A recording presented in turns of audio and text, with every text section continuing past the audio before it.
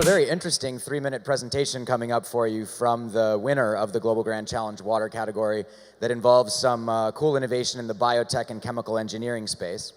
But to get started, I wanted to frame the Global Grand Challenge of Water for you in the way that Singularity University does. So like all of the other challenges, we say that we're trying to create a world, and in this case, a world with ample and safe water for consumption, sanitation, industry, recreation, for all people at all times. Water around the globe is something that it's very easy to take for granted, especially in the Hilton, especially in comfort. We're treating it as though it's abundant. We use it as though it's abundant, even as we're depleting it beyond the capacity that our planet has. The Colorado River's frequently failing to reach the sea. In Pakistan, the Indus River is not reaching Karachi much of the time. The Rio Grande in the United States is flowing at 1/5 of its historical capacity, threatening to kind of destabilize relations with agricultural communities on either side of the border. And also the Yellow River in China is in critical peril. So as we watch our aquifers and our reservoirs drying up, the quality of the water that we still have becomes increasingly polluted. We have stress on our agricultural sector, and we have struggles for access that highlight inequalities around the world. This is already leading directly to conflict. Experts are putting the cause of the current conflict in Syria on a drought that caused a migration of people into an urban area, coming and looking for work, that kicked off this round of violence in that region. Yemen has experienced water rights and is becoming destabilized because of water issues. Jordan faces similar issues. And also the situation with the Indus River Basin in India and Pakistan is also cause for concern. But you can measure the death toll now when you're talking about water. 25 million people are dying every year from water-related issues. That equates to 5 a minute. That means this is one of the global grand challenges that we are doing the worst job at solving in real time. 2.5 billion people still lack adequate access to sanitation. That means that around these poor and vulnerable people, their waste is piling up, leading to cycles of sickness, keeping people in economically disadvantaged circumstances. So when we look around, when Singularity's looking around at that, trying to find that abundance attitude, trying to feel okay about it, what are some of the technologies that make us feel like we might be able to get this back under control? One of them is the rapid decrease in cost of the renewable energies that can make desalination much more affordable. So already state-of-the-art desalination plants are able to desalinate gallons and gallons of water just for 1 penny, and as the cost of renewable energy drops, that equation just becomes more and more favorable. However, it's always CapEx expensive to build these plants and then to build the type of infrastructure that they require. People are excited also about smarter, sensor-enabled water grids so that we can have more efficient use of the resources that we're fortunate enough to have in urban areas. And we're also looking at very decentralized water management tactics, whether they be water harvesting or small village and home-scale water storage. Finally, and this is one of the things you'll be hearing a bit more about today, we're looking at finding a way to have better knowledge about the actual quality of the water that we have, where there are toxins that we might not be able to taste or see or smell. So what I'm going to do now is hand the mic over to Leslie Paulson, who's the general manager over at Caterpillar, and she's going to share with you a little bit of Caterpillar's perspective on the Water Grand Challenge. Good morning. I'm happy to be here. For those that maybe not too familiar with Caterpillar, we've been making sustainable progress possible for about 90 years, and actually started as a startup company right here in the Valley, innovating around a problem. People couldn't get agriculture, they couldn't get into certain areas because the terrain was too rough or when it was too muddy, etc. And that's where two folks got together and came up with the moving undercarriage, and we've built a product line and a brand around that for 90 years.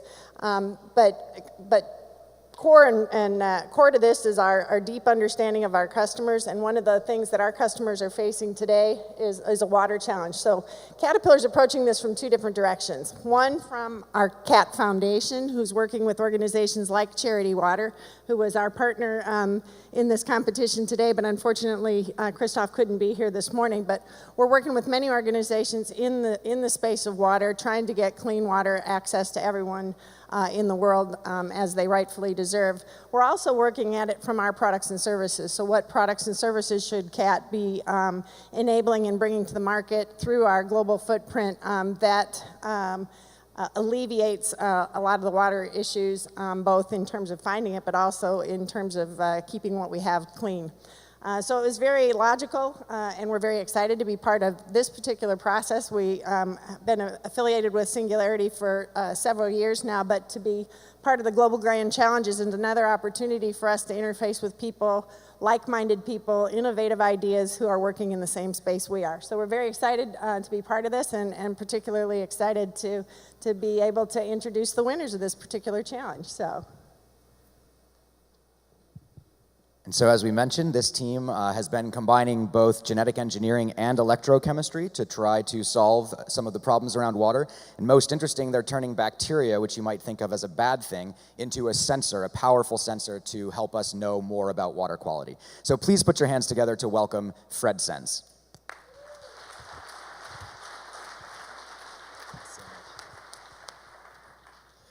Good morning, everyone. My name is David Lloyd, and this is Emily Hicks, and we are FredSense Technologies.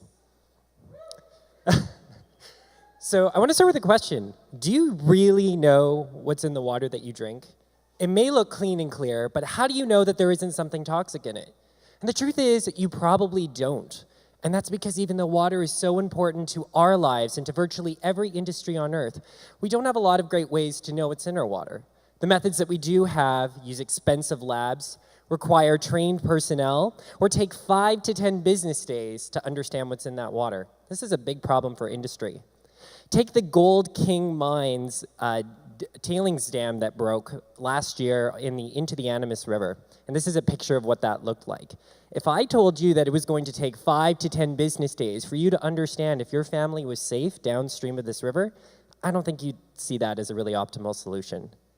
Water quality is such an important thing for industry, whether it's increasing your process effectiveness, sustaining the resources that you're developing, or moving forward with our world. So we need faster, better, easier to use sensors in order to be able to accomplish this. And it's a global problem. It's just not an issue in the developing world, but also here in the US.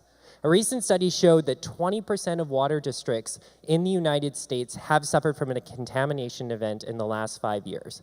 That means 1 in 5 of you may have been exposed to contaminated drinking water without even realizing it. The time for new water monitoring sensors is now, and it's a multi-billion-dollar market that's only going to continue to grow as we face issues of water scarcity and everything else as our world moves forward.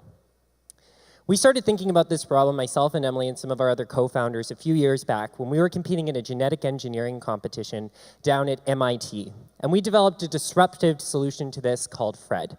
FRED is the field-ready electrochemical detector. And what we do is we genetically modify bacteria to sense chemicals in water and produce electricity if it's there. So Emily has one of our prototypes, and the way that it works is the bacteria is inside these one-time use cartridges. You place the water inside of that, put it into the detector, and in minutes you have an understanding of what's in your water and if there's something toxic there. We ended up winning more awards than any other team had since that competition started, and are now commercializing it further. Our first product is for detecting arsenic in groundwater, particularly for water districts, the over 3,000 in the US that suffer contamination events with arsenic, and the over 100 of thousands of different contamination sites globally for arsenic.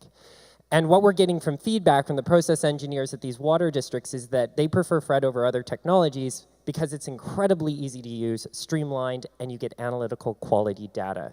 But this is really just the beginning for us. We can move into a variety of different types of sensing technologies by tweaking our bacteria and moving into a variety of industries and use cases, depending on what you want to know.